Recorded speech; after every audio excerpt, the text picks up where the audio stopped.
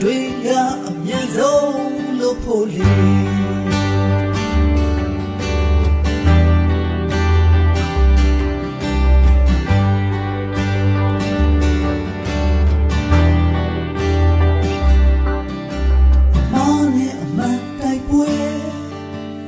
တရားကနိုင်ယူမယ်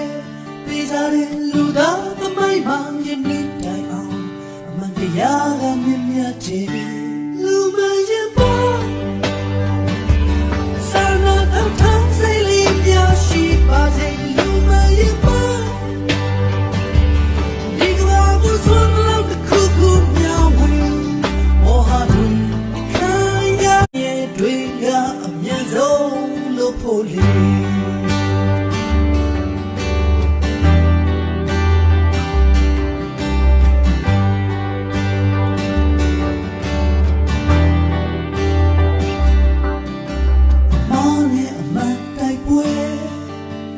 တရားကနိုင်ယူမယ်